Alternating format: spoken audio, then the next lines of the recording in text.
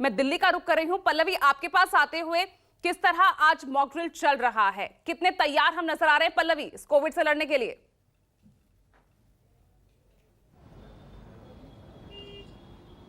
बिल्कुल, देखिए आपने एक बात कही थी कि आपात स्थिति से निपटने के लिए ही ये पूरी तैयारी है। तो बिल्कुल देखिए, तमाम प्रशासन हो, डॉक्टर्स हो, ये बिल्कुल ये दावा करते हैं कि आपात स्थिति में ये पूरी तरह से तैयार है और किसी तरीके की कोई कमी नहीं है।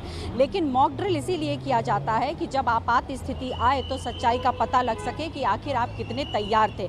देखिए, मॉक ड्रिल जो है पूरे देश में होगा और 10 से 11 अप्रैल होगा, जैसे कि आपने जानकारी दी। आज एम्स झज्जर में स्वास्थ्य मंत्री मनसुख मंडाविया जो है वो सुबह 9:30 बजे पहुंचे थे। उन्होंने जायजा लिया कि किस तरीके से, चूंकि एम्स झज्जर को कोविड सेंटर बनाया गया था और कोविड काल के दौरान में जब हालात काफ़ी ख़राब थे, उस वक्त में काफ़ी मरीज़ वहां पर एडमिट हुए थे।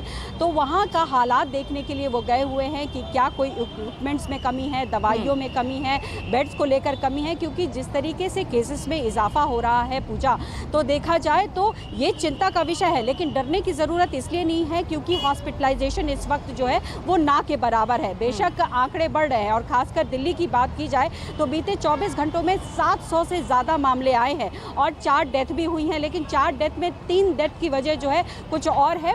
कोरोना बेशक था, लेकिन कोरोना से डेथ नहीं हुई, 1 डेथ हुई है। और एक खबर ये भी आ रही है कि 12 साल से कम उम्र के बच्चों में जो है वो कोरोना बड़ी तेज़ी से हो रहा है, लेकिन उनमें माइल्ड हो रहा है। लेकिन यहाँ पर ध्यान देने वाली बात होगी कि जिन बच्चों को एजमेटिक हैं या ओबेसिटी है या कोई और कोमॉर्बिडिटी है, जिसको हम इम्यूनो कॉम्प्रोमाइजेशन कहते हैं, अगर वो स्थिति होती है तो उन बच्चों को थोड़ा सा सतर्क रहने की ज़रूरत है, उनके माता पिता को। लेकिन इस वक्त जो मॉक ड्रिल चल रहा है, उस मॉक ड्रिल में यही देखा जा रहा है कि अस्पतालों में व्यवस्थाएं क्या है। अगर जो कोविड सेंटर है तो वहाँ किसी तरीके की कोई कमियां तो नहीं है। अगर सडन केसेस बढ़ते हैं, हॉस्पिटलाइजेशन शुरू हो जाता है, तो किसी तरीके से लोगों को दिक्कत या परेशानी तो नहीं होगी।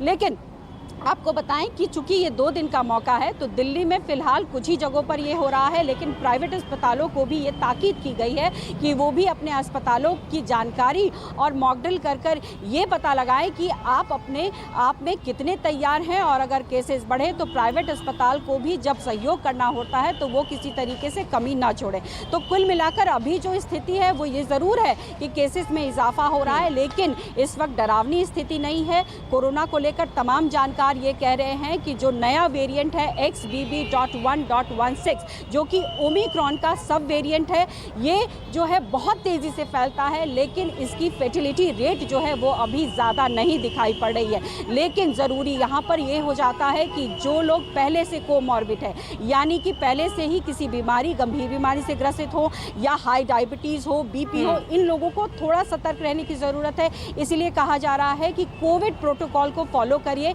मास्क लगाइए। और वैसे भी पूजा, जिस तरीके से हालात है कि इन्फ्लुएंजा भी आ रहा है, H1N1 भी है, तो मास्क लगाना मुझे लगता है कि सरकार इसलिए भी कह रही है और हमें भी ये समझना चाहिए कि मास्क लगाने में कोई आपत्ति नहीं है। अगर आप मास्क लगाते हैं तो बाकी बीमारियों से भी आप बचाव करते हैं। तो इसीलिए सरकार ये पूरी तैयारी इसीलिए कर रही है ताकि जायजा ले सके, समझ सके और लोगों को आपात स्थिति से बचा सके। बिल्कुल पल्लवी, और कोविड की फर्स्ट और सेकेंड वेव को भूल कौन सकता है, जब किस तरह से बड़ी संख्या में लोग मौत के काल में समा गए थे। स्वास्थ्य सुविधाओं की कमी थी, ये एक बहुत बड़ी वजह सामने आई थी और इस बार कोई रिस्क सरकार नहीं ले रही है। नमस्कार, मैं हूं मानक गुप्ता।